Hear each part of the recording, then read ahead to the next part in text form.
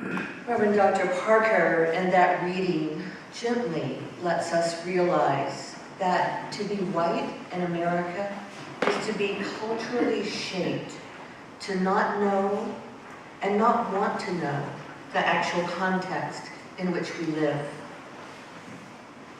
We who identify as white people are socialized to act like racism doesn't exist. So to admit that we have a race, white, makes us no longer able to deny that racism exists. As long as it's like water to a fish, whiteness is our milieu, and we are swimming in it. I've had the opportunity several times in my life not to swim in the dominant culture, and it is a very humbling experience. The first time I was in my 20s and went to live in Hawaii. There were so many ethnicities and cultures there, and you learn pretty quickly that being white, haole, as they say there, does not give you the same advantages that you had on the mainland. You can no longer live in the bubble of white privilege and advantage and dominance. Owning businesses there by necessity, I learned to navigate those different cultures. When my son was born there, a fair-skinned, blue-eyed blonde, he was often pointed at as an oddity and talked about. I will admit, uncomfortably, that the idea of him being the minority in a school, being subjected to hazing and violence on the annual Kilauea Day, helped make my decision to leave Hawaii. When we got settled in Texas, I got a job at an early learning center where my son and I were 2 of the 4 white people in the center. The majority were African American. Again, I learned to navigate the culture of that neighborhood. African American, mostly blue-collar males and white-collar worker females, married couples. I wanted my son to be exposed to different cultures and races. When I was growing up, all my neighbors were white. All my schoolmates were white. Everyone at my Southern Baptist church was white. My only experience with people of a different race or ethnicity was when my family went to downtown Houston to the movies or shopping. I remember being open and curious about so many people who looked different than those in my neighborhood. And I was confused and appalled, being one of a certain age, of all of the whites-only and coloreds-only entrances to buildings, restrooms, water fountains everywhere.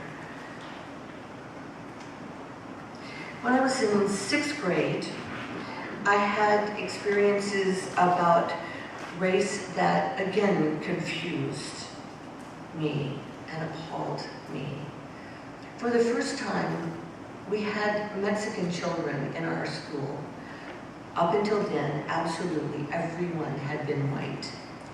There were some older boys there who I felt were looking at me and talking about me. I was deep into puberty and I was not liking it, and I didn't want to be there and wanted that ignored, and I was really, really uncomfortable. At that same time, my brother had a new friend in his junior high school, Gaston Ponce.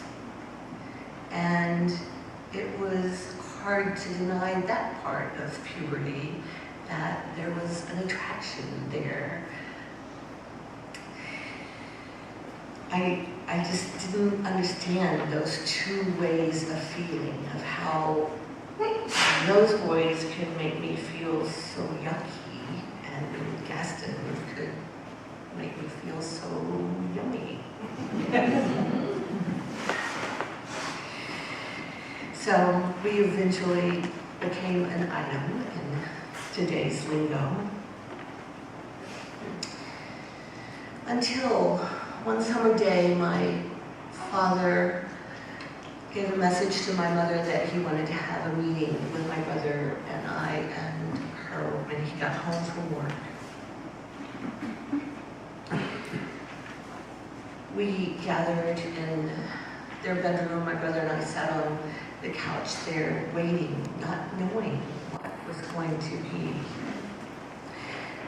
My father began to tell us what has happened to our family. I've been away in Dallas working in the summer, and I come back and I hear from one of my colleagues that my daughter is all around town cavorting with a Mexican boy. I was like, but you know Gaston, he's been in our house, he's my brother's friend. What? He said, this colleague told him in no uncertain terms that if he were going to continue his rise in the business world, that he couldn't have a daughter who was with another race. I couldn't believe it. I wasn't taught, like the song says, at 6 or 7 or 8 to hate. I didn't have that growing up, so I was just appalled again and enraged and disgusted with my father.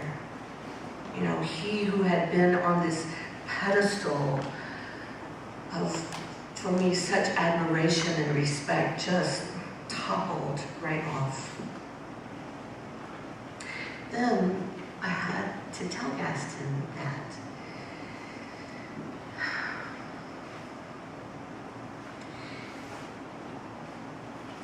I couldn't hurt him that much. I couldn't do that. And so I said, my father said this, but I'm not going to listen. I'm going to disobey. We'll still see each other. And we did. With my mother's kind of tacit approval. Then she tells me that growing up in Oklahoma, her first boyfriend was Cherokee Indian. And in Oklahoma, that was something that didn't mix either.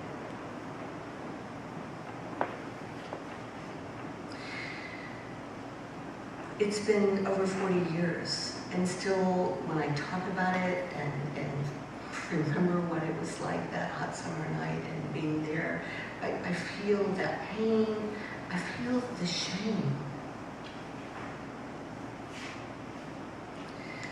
I wonder if you have stories that you have experienced pain like that. I know I'm telling you one. I have more throughout my life. We have to begin to tell our stories to each other, to accept that these things happened and what we felt, and figure out where we can move forward. We know that we want that to end. We want change to happen, but we don't always know how. And it can be comfortable swimming in that area of white privilege and dominance that is all around us. But the seeds for change have been planted in our hearts. And so we have to work, we have to figure out what can we do. In our denomination, we have a checkered history with African American people and other people of color. And there's still a lot of shame around that. And so we try to change that. We've had trainings, all kinds of trainings about it. I don't know if any of you have been to any of them, but they often also leave us feeling ashamed and not knowing what to do. It became clear that the people of color needed to get together to have a critical mass. I look out here and we just are mostly a white denomination. But does that mean that we don't have something to offer to other people? People of color, how then do they feel comfortable? And what I have discovered, what they discovered, is grouping together and having an organization. The newest one, there have been several through the decades, is called DRUM. Diverse and Revolutionary Unitarian Universalist Multicultural Ministries. It's a mouthful, isn't it? And we like our acronyms, DRUM.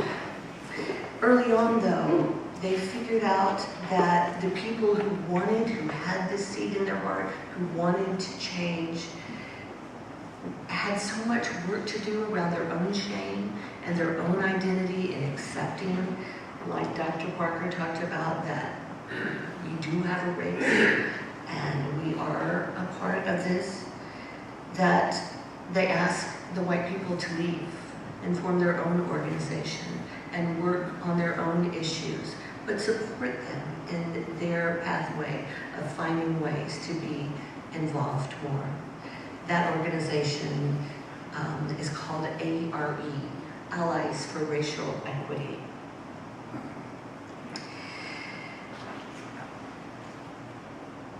Lest we think that this is all over, that racism doesn't happen in our denomination anymore, I will tell you, just in the last 4 months, I know of a minister, quite well, a person of color, who was asked to be in a national leadership role. He had no experience in it whatsoever, but they wanted him so that they could have diversity.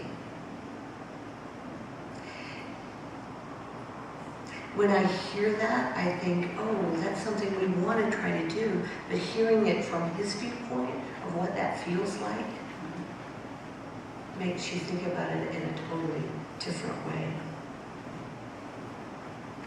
In the last few years, at our General Assembly, we have had youth of color be treated like they were the luggage handlers, just because of the color of their skin. One of our seminaries in the last decade so ignored and humiliated Black students that there is still an ongoing committee and ongoing work to change that. It's still here, and we still have to work on it. So we have more trainings, and the organization I told you about, ARE, Allies for Racial Equity, they are doing the best work in the denomination, and I invite you to check out the work that they are doing. I went to their national conference a couple of months ago, and there's a new training that is trying not to have so much of the shame and the guilt. And the name of it is, Who Are Our Neighbors?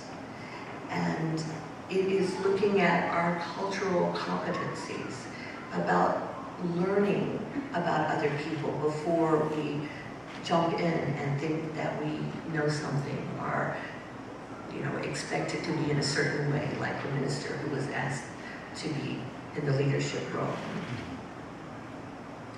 We saw right away in the conference how little we know. The trainer is a highly regarded out lesbian woman, has done fabulous things in the country for the causes of LGBT person, and now is turning her attention to this. And she's Jewish. And she saw right away that the way that she was interacting with people, that people were like backing up from it. And she said, this is who I am. You know, this is how I, as a Jewish person show that I'm engaged. I want to talk to you. I want to say, I can't wait for you to finish what you're saying. I have to say it now. And then we talked about, as we were making our covenant, the issue of time.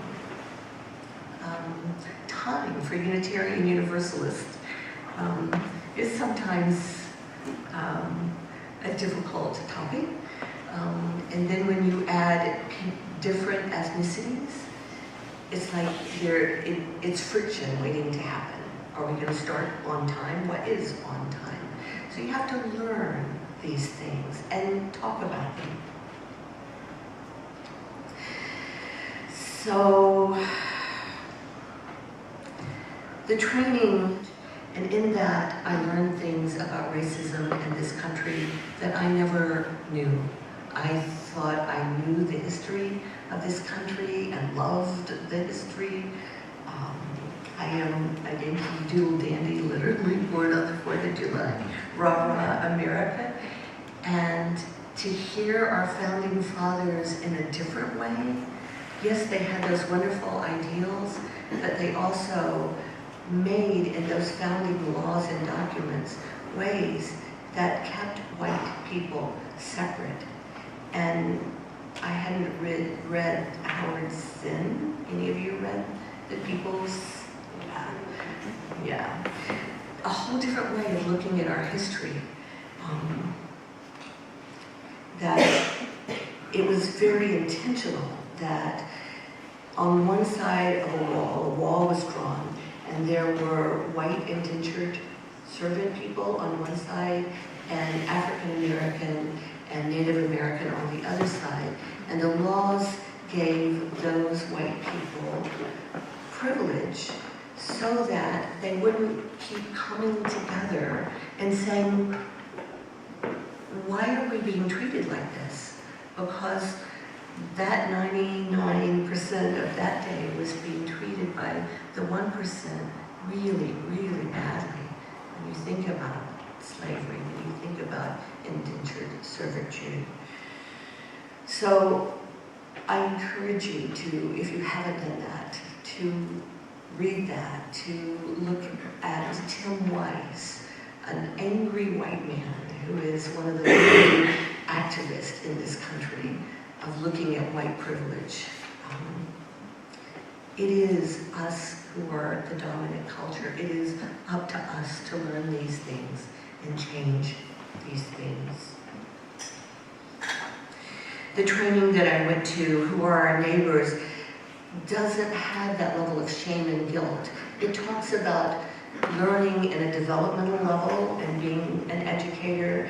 You can't teach someone here when they're here. So it really helped to understand why things are not working as well.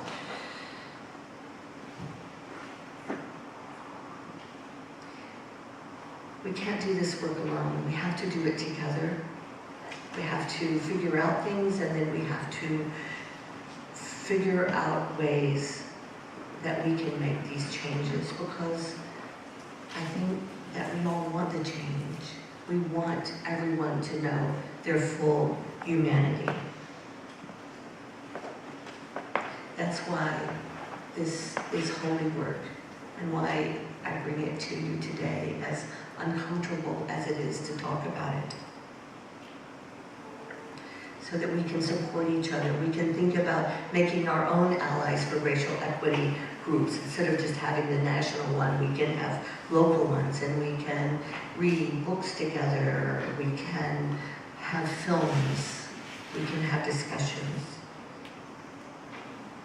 This is how we can practice radical hospitality and be the denomination, the congregation that we want to be, that we say we are, that we are truly welcoming to all people, to all souls, to all of our neighbors. May it be so. Amen.